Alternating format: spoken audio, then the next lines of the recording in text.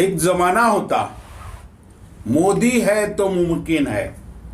म्हणजे जिथे जिथे मोदी असतील आणि ते जे जे काही करतील ते ते होऊन जाईल अशा अर्थानं बोललं जायचं. मग त्या निवडणुका असोत, सरकार पक्षामध्ये बसून किंवा सरकारमध्ये बसून काही निर्णय असोत, वाटेल ते करण्याचे अधिकार मोदीजींकडे आहेत, कारण ते मोदी आहेत. मोदी मोदी ऐकलं ना आपण सर्वांनी. परंतु मित्रांनो, अशा या मोदी साहेबांचं जे कर्तृत्व आणि नेतृत्व होतं ते आता हळूहळू गळायला लागलेलं आहे. एखाद्या वृक्षाची पानगळ होते ना त्या पद्धतीनं. परंतु ही पानगळ जराशी वेगळीच आहे. हा वृक्षच आता कोलमडून पडण्याची शक्यता आहे भारतीय जनता पार्टी नावाचा. आणि त्याची सुरुवात लोकसभा निवडणुकीपासून झालेली आहे. भाजपाला बहुमत मिळालं नाही. उसनं इकडचं तिकडचं घेऊन केंद्रामध्ये सरकार स्थापन करावं लागलं.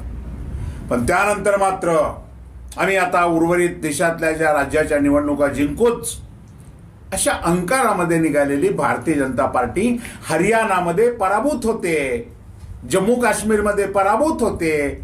हे सांगण्यासाठी मी आज एक वेगळा भाग घेऊन आपल्या समोर आलेलो आहे. नमस्कार, मी राजू पाटील आणि आपण पाहताय द रिंगण लाईव्ह. आपण सर्वांसाठी ही नवी बातमी नाही, मी खूप उशिरा सांगतोय. परंतु तुम्ही सर्वांनी रात्रीचे एक्झिट पोल ऐकलेले आहेत. हरियाणामध्ये, ज्या हरियाणामध्ये भारतीय जनता पार्टीचं 10 वर्षापासून सरकार आहे आणि हरियाणामध्ये ज्या भारतीय जनता पार्टीनं 2019ला 10 पैकी 10 लोकसभेच्या जागा जिंकलेल्या होत्या. वोट शेअरिंग 50% अधिक होतं. अशा हरियाणामध्ये भारतीय जनता पार्टी 2024च्या विधानसभेच्या निवडणुकीमध्ये, काल संपलेल्या निवडणुकीमध्ये पराभूत होते. मित्रांनो, विधानसभेच्या 90 जागा आहेत आणि या 90 जागापैकी 50पेक्षा अधिक जागा या राज्यामध्ये काँग्रेस जिंकतंय. अशा पद्धतीचे एक्झिट पोल बाहेर आलेले आहेत. आता अनेकांनी अनेक भाष्य केलंय, परंतु एकानंही असं भाष्य केलेलं नाही की भारतीय जनता पार्टी हरियाणामध्ये जिंकू शकते. हा, त्यांच्या मुख्यमंत्र्यांनी सांगितलंय, मैं फिर एक बार भारतीय जनता पार्टी तीसरी बार जीतने जा रही है वगैरे. परंतु हे खोटं आहे. हरियाणातल्या किसानांनी, शेतकऱ्यांनी, हरियाणातल्या जवानांनी, म्हणजे जेवढे लोक हरियाणातले सैन्यामध्ये आहेत किंवा सैन्याशी संबंधित असलेले हरियाणातले जेवढे म्हणून परिवार आहेत आणि हरियाणातल्या पैलवानांनी, जवान, किसान आणि पैलवान या तिघांनी एकत्र येऊन असा निर्णय घेतलाय की भारतीय जनता पार्टीला पराभूत करायचं आहे. आणि त्यांचा हा निर्णय त्यांनी मतपेटीमध्ये बंद केलेला आहे.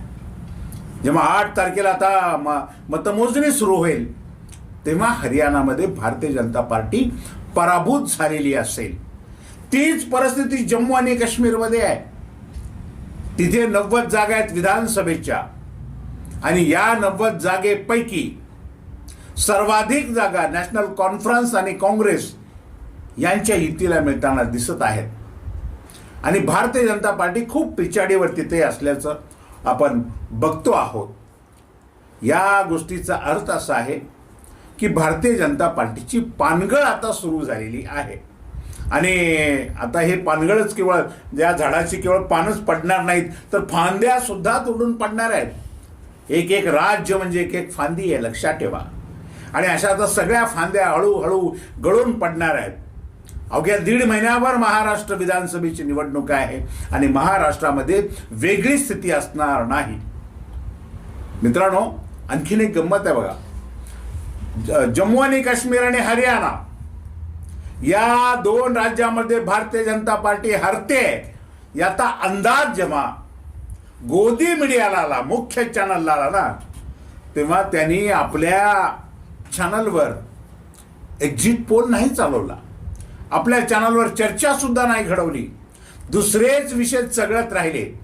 पण एरवी मात्र हे सगळे गोदी मीडियावाले जर एखाद्या ठिकाणी भारतीय जनता पार्टी जिंकण्याची शक्यता असेल तर रात्रंदिवस अकांड तांडव करतात, हो की नाही? परंतु गोदी मीडियाची, मेनस्ट्रीम मीडियाची हिम्मत झाली नाही की हरियाणामध्ये भारतीय जनता पार्टी पराभूत होते हे ठासून सांगण्याची. काही युट्यूबर्सनी आणि एकाच दुसऱ्या चॅनलने अशा पद्धतीची हिम्मत केली. परंतु बाकी जे मोदी साहेबांचे जे भक्त चॅनलवाले आहेत ना, या लोकांनी मात्र हरियाणामध्ये त्यांचं लाडकं भाजप हारतंय हे सांगण्याची हिम्मत केलेली नाही.